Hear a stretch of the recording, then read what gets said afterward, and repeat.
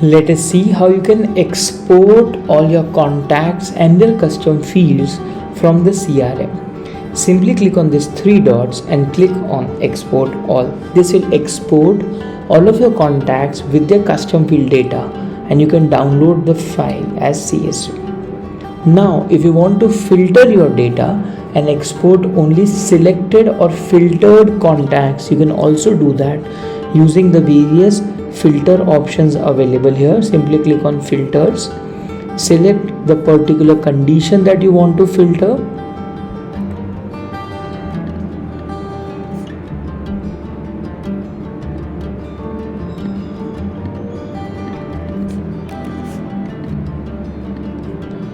Once you have filtered your contacts, you can click on these three dots and click on export filtered.